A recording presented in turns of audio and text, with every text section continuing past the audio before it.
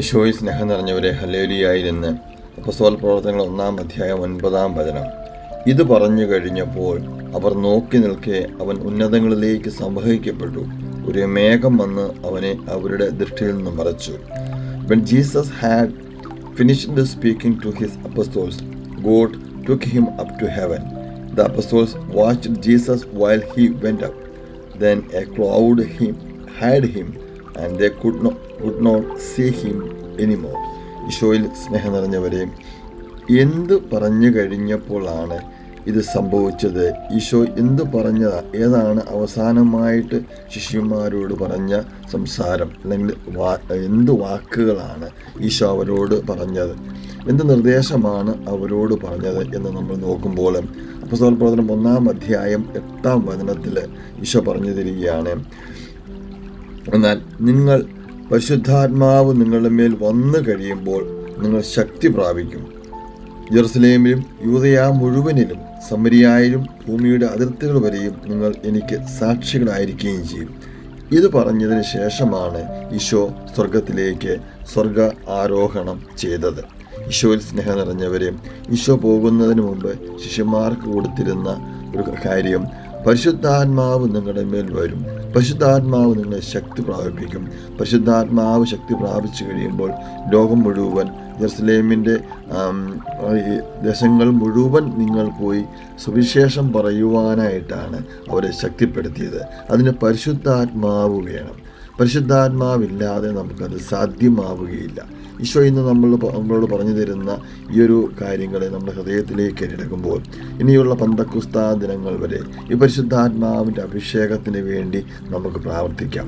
പരിശുദ്ധാത്മാവില്ലാതെ, പരിശുദ്ധാത്മാവ് നമ്മുടെ ഹൃദയങ്ങളിലേക്ക് നിറയാതെ നമുക്കൊന്നും ചെയ്യുവാൻ സാധിക്കുകയില്ല.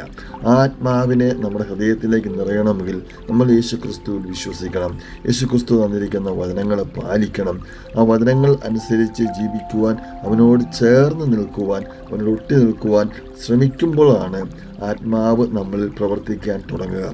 ആത്മാവ് ഉള്ളപ്പോഴാണ് നമുക്ക് ഈ വചനത്തെപ്പറ്റി, വചന ശുശ്രൂഷകളെപ്പറ്റി, ഈശോയെപ്പറ്റി കൂടുതൽ നമുക്ക് സംസാരിക്കുവാൻ ജ്ഞാനവും വിവേകവും പക്വതയും ഒക്കെ ഉണ്ടാവുക. ഈശോ ഇന്ന് തരുന്ന ഈ ഈശോയുടെ സ്വർഗാരോഹണ തിരുനാളിൻ്റെ ഈ ദിവസം തരുന്ന ഈ മനോഹരമായ വചനങ്ങളെ നമ്മൾ ഏറ്റെടുക്കുമ്പോൾ ഒരൊറ്റ കാര്യം നമുക്ക് നമ്മുടെ ഹൃദയത്തിലേക്ക് കൊണ്ടുവരാം. നമ്മുടെ ഉള്ളിൽ പരിശുദ്ധാത്മാവുണ്ടോ? ഈ ആത്മാവ് ഉണ്ടെങ്കിൽ നമ്മളിപ്പോൾ കാണിച്ചുകൊണ്ടിരിക്കുന്ന പ്രവൃത്തികളും ചിന്തകളും സ്വഭാവങ്ങളും ഒക്കെ തന്നെയാണോ നമ്മൾ ചെയ്യുക? ഈശോ ഇന്ന് നമ്മളോട് ചോദിക്കുന്നു, മകനെ, മകളെ, എൻ്റെ കൽപ്പനകൾ നിൻ്റെ ഹൃദയത്തിലുണ്ടോ? ഞാൻ പറഞ്ഞിരിക്കുന്ന അനുസരിച്ചൊക്കെയാണോ നീ ജീവിക്കുവാൻ ശ്രമിക്കുന്നത്? വളരെ സിമ്പിളാണ്. ഈ ലോകത്തിൽ അനേകം കാര്യങ്ങൾ നമ്മുടെ ചുറ്റുപാടത്തിലുണ്ടായിരിക്കാം. പക്ഷേ തിരഞ്ഞെടുക്കപ്പെട്ട ശിഷ്യന്മാരെ പോലെ തിരഞ്ഞെടുക്കപ്പെട്ട മക്കളെന്ന നിലയിൽ, അല്ലെങ്കിൽ മകൻ എന്ന നിലയിൽ, മകളെന്ന നിലയിൽ നിന്നിൽ നിക്ഷിപ്തമായിരിക്കുന്ന ചില ദൈവത്തിൻ്റെതായ കൽപ്പനകളും പ്രമാണങ്ങളുമുണ്ട്. അവ നിനക്ക് പാലിക്കാൻ നീ പറ്റുന്നുണ്ടോ? എന്നിട്ട് നമുക്ക് ഈ ഒരു പന്തക്കുസ്ത അഭിഷേകത്തിലേക്ക് നീങ്ങാം. ഈശോയിലോട് കൂടിയായിരിക്കാം. ആത്മാവാണോ നമ്മളെ, പരിശുദ്ധാത്മാവാണോ നമ്മളെ നയിക്കുന്നത് എന്ന് നമുക്കൊന്ന് ചിന്തിച്ച് നോക്കണം.